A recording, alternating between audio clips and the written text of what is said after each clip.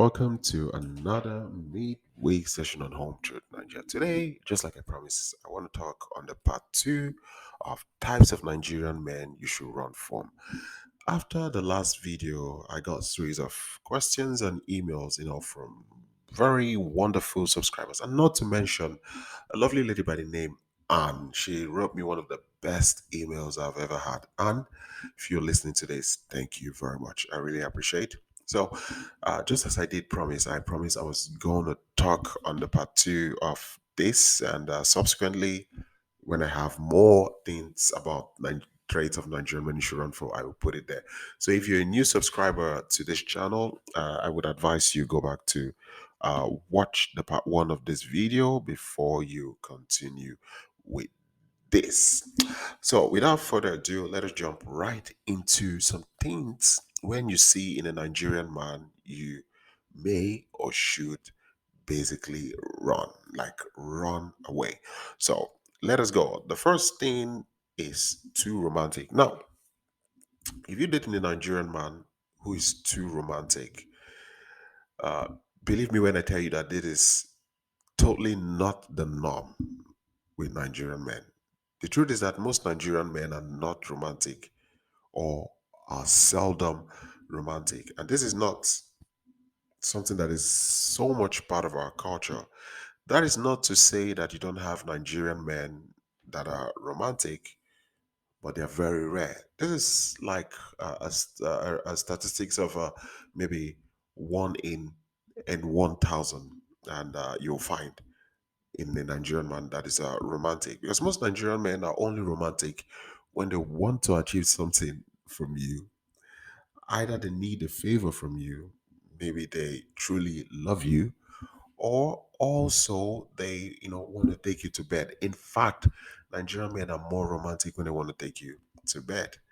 Now, being romantic has it has levels.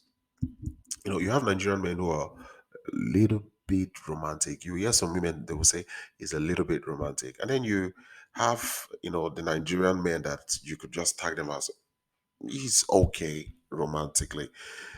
But when you meet a Nigerian man who is very, very romantic, too romantic, something is wrong somewhere.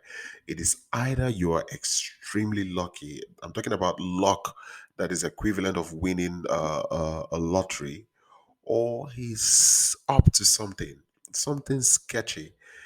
And that is the truth. Even myself, you're sincerely talking to you. I don't think I'm a romantic person. Sometimes when I want to be on my A game, yeah, I could try to be romantic, but it's not something that is like inherent in me. Like okay, every time. No, it's not the case. It's something that is done once in a blue moon, and this is very, very typical with most Nigerian men. Now, our absence of being romantic doesn't mean that we are not capable of loving. Of course, we are very capable of loving. The truth is that we have our own way of expressing love. So if you meet a Nigerian man who is very, very romantic, it's either you run because something is about to come up, or you are just one in thousands who are lucky to meet romantic Nigerian men. Now, the third point you should run when you meet a Nigerian man is if he's if he only talks about knacking.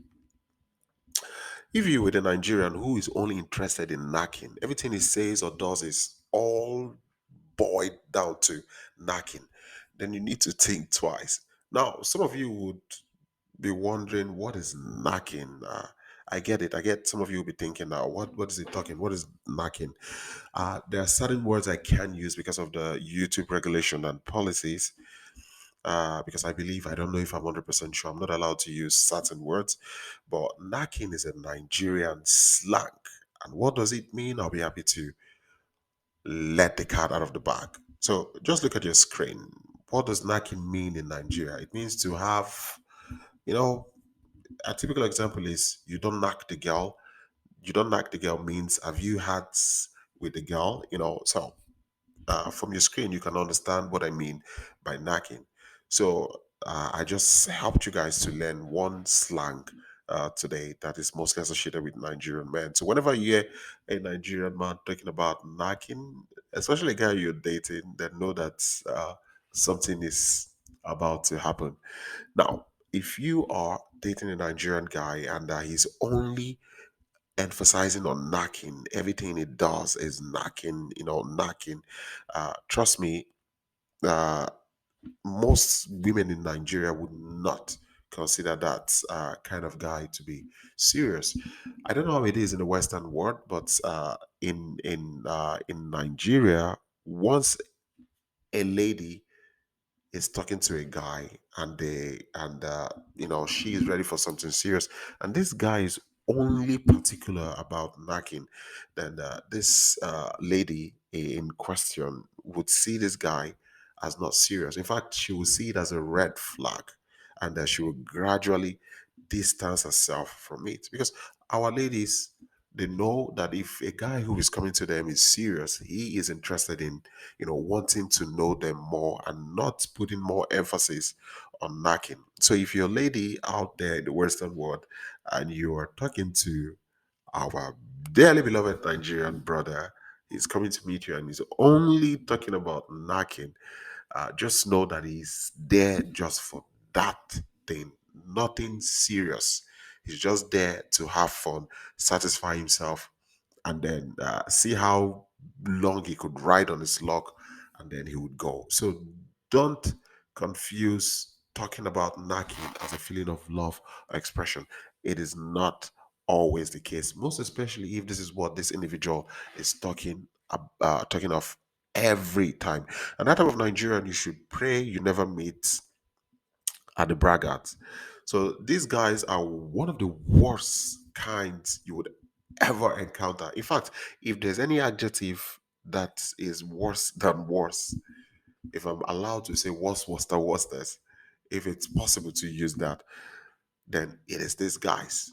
You see, if you ever meet a Nigerian who brags or boasts, or tries to tell you a lot about his accomplishment, please know that you are on the wrong direction. I would always advise you to come down and redirect yourself. It's as true as that. Even the Holy Book, the Bible, tells us that love does not boast. It says, love is patient, love is kind, love does not envy, love does not boast. And oftentimes, when some of you ladies who say you're Christians and then you come to me to tell me that you're not sure if your Nigerian guy loves you, and when you point out certain characters, and I'm like, but look, it's boastful. Love does not boast. Now, when you meet a guy who is a braggart, he is always talking, about his money, his cars, his accomplishments, his house, how rich his family is, his family status, etc. And you fall for that, my sister, you're also greedy. You're also very, very greedy. Now, these guys who brag are most times borderline narcissistic, and that is the truth. And nothing you do will be good enough if you happen not to come from good to be family, well-to-do family. These guys would use you to wipe the floor. Additionally, sometimes these guys who brag, they have nothing. They say empty vessels make the loudest noise. These guys who brag, sometimes they have nothing. They just tell you things to make you feel to make you feel to make you feel insecure about yourself, and also to drag you down to them, to so you start dreaming of a future that doesn't exist. And sometimes when I speak to some ladies and they try to tell me character of some of the guys, Nigerian guys they've met, uh, you always hear stuff like this, most especially from the black Western ladies. When I say, could you tell me a little bit about this guy you're talking about, of, most especially the black Western ladies, you hear things like, he has his own business, he's rich, he drives good cars, his family they are well to do, he lives in a rich area of Nigeria, he travels a lot, he's got fleets of cars. And in my mind, I was like, is that it? That is mostly what I get to hear, most especially from the black Western ladies. And I get to wonder, what is the catch? What is the interest? Are you interested in what he has told you or what he has shown you on picture and video? Because sometimes the problem most women have that is end up with wrong guys, aside from the guys actually using them, is also greed. Greed is a very, very huge problem. Very, very huge problem.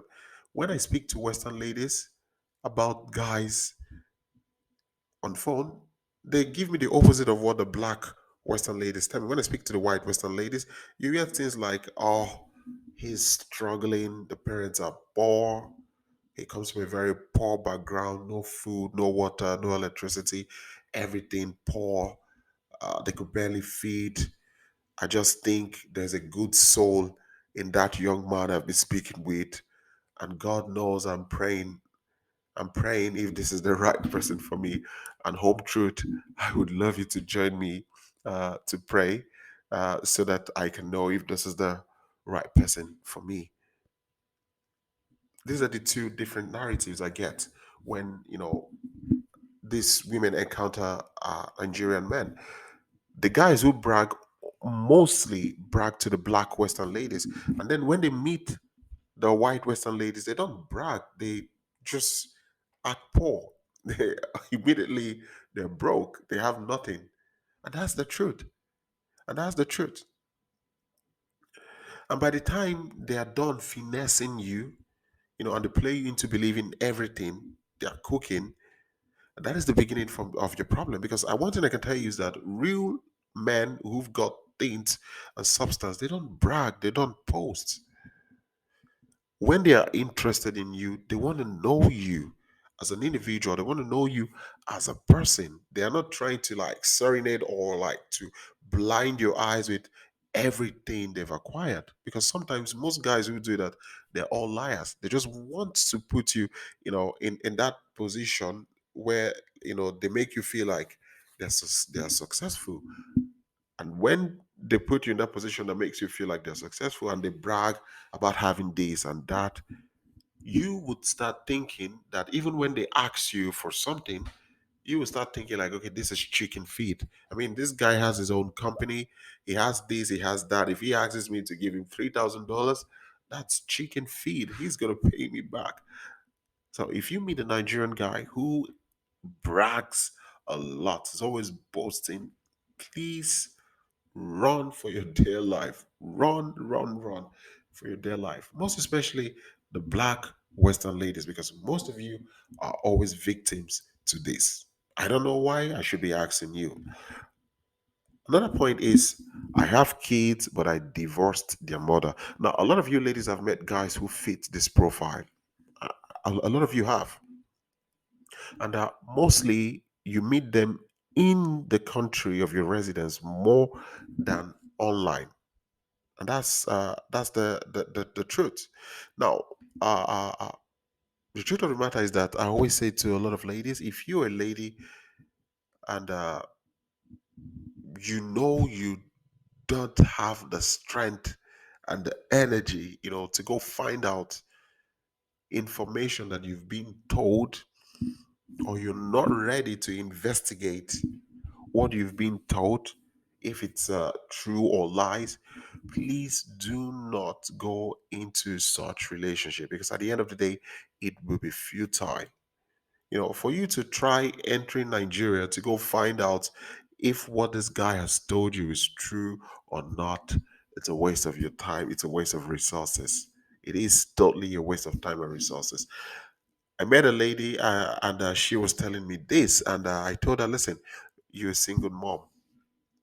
I understand sometimes you are looking for a father figure, somebody to just bring in as much as, okay, you don't want to stay alone, but it doesn't mean every Tom, Dick, and Harry on the streets is somebody that you have to bring into your house. And if you meet a man that fits this profile, one thing you need to understand is that in Nigeria, if you're married traditionally, when divorce is completed, one thing you need to do, especially from the woman's side, is to return the bride price. Now, when that is done, in most cases, divorce is finalized. But there is a snag. There's a little bit of problem. The problem is that most traditional divorce, if not all, they don't have divorce papers. So the truth is, it is very difficult for you as an individual to know. There is no document in most cases to back the fact that they're divorced. And you were not there when the bride price was brought back. So you can see that before you jump into a relationship whereby, I have kids back home, and then you ask, what about the mother? It's like, oh, I divorced the mother. We're no longer today.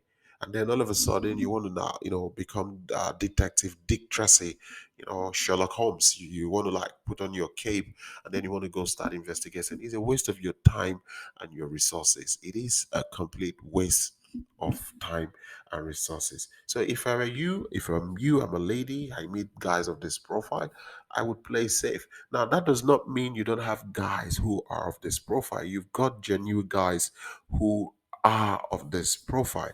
But what are the odds, that this individual is not divorced back home because you can't prove it? What are the chances that this individual, being a man, left his family in Nigeria to come overseas and fight for greener pastures, and then you are just a kind of means to an end? You're like a stopgap measure. And then he comes into you, and then you believe, and then he uses you to cushion some problems, and then when he's done standing, he shoves you aside, and then he get what he wants, and then you will be surprised that the wife and the kids all along, there was nothing wrong with the wife. So you really need to be very careful. Another point is, I was forced into marriage, or what I call arranged marriage. Now, because of the lack of understanding, most of you Westerners you have as regards Nigerian culture, a lot of you are forced into sympathy to a lot of men who come, and then they tell you that, oh, they were forced into marriage. What they had was arranged marriage. They don't love their wife. Their parents just woke up one morning and then bang their hands on the door and say, you must go and marry her. And for that reason, they just marry this lady. They don't know her from Adam. They arrange the marriage and all sort of that. If you meet a Nigerian man like that who comes to you and then opens his book a cavity, to tell you all of these things back home, how he doesn't love his wife and how the marriage was planned, you need to be very, very careful. It's a lot. It's another tactics a lot of men use to destroy women, especially women who are honest and are looking for love. A lot of women have been left as single mothers because of this, because they think they are with a man who was done wrong. He was pushed into marriage, he was forcefully married. There was no love. He just married the lady. Poor him. Poor him. He must have been suffering, looking at that, looking at the lady. It doesn't know. But that's not the case always. Because the truth of the matter is, I would always advise you, try as much as possible not to go into a relationship that will stress you, a relationship that you have to endure, because you're meant to enjoy a relationship, not endure it. So if you have a guy who comes to you, to tell you that, yes, he's married back home, but it's planned marriage and all of that, I would advise you to please trade carefully. Trade carefully. Another point is contract or sham marriage. Now, a lot of you ladies know men who tell you they are living with a lady, but ideally, this lady is not my wife because we did or we had a contract marriage. Now, a lot of you know this, guys, but because of your selfishness, you are kind of like, sorry, you put a blind eye to whatever they're doing, which is obviously wrong. Now, if an African man comes to you to tell you that he's married but he's just for paper, if I were you, I would stay away from that man and let another lady different from you come have him. Now, one of or few of the reasons I would stay away from that man or any individual who is desperate, to fake their own marriage, to deceive the government, to fool everybody, and most especially to lie before God and man. One of the reasons is that anyone who could do that can do anything. I repeat, anybody who could do that can do anything. Aside from that being, felony, which is an offense, punishable by law with a huge fine, you are also culpable. You're culprit because you are aiding and abetting this crime. And if this individual is caught, you may also be brought to the books. So for me, I see it as something wrong. This is my own standing. I see it as something wrong. I don't support it. I see it as something wrong. So if you are there as a lady and then you're waiting for this man, you know, to, come get married to you after his contract marriage is completed and he's got his papers, or you're expecting him, to leave his sham marriage, probably this guy is genuinely married, of course, to an older lady, a granny, and this guy is telling you that just chill. In 2 years, I'm going to divorce her, and then we'll be together. And you're there waiting at the corner, or expecting him to like divorce the woman and come be with you, and you forget that karma, karma would catch up with you. Because the truth is that if this guy would do this to another lady, one day he's going to do that to you. One day when he meets another older female, the same karma that you're running for would come for you. He's going to do that to you. And most especially to some of you who call yourself Christians, you come to me and you're praying and hoping that this guy, you just hope that they're separated soon so that you can have him all to you because you really miss him. And basically, what you're wishing is for him to leave a lady who had gone all the way to Africa, spend her hard-earned resources. Most of these ladies are retired. They take loan, they go to their accounts, they spend a lot of money, they go get married to this guy, and they bring this guy over to their country. And then you are waiting for this guy to kick this old woman because you feel she's not good enough to be married. And you yet forget about the scripture, especially the Christian ladies, that says, be not deceived, God is not mocked. For whatever a man soweth, that shall he also reap. Most of you tend to forget that karma travels faster than the speed of light these days.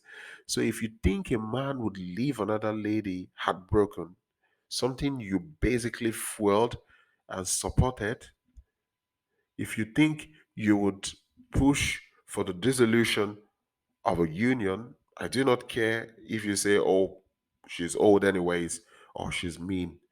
The most important thing is that these guys, they're married and their marriage is recognized in your country.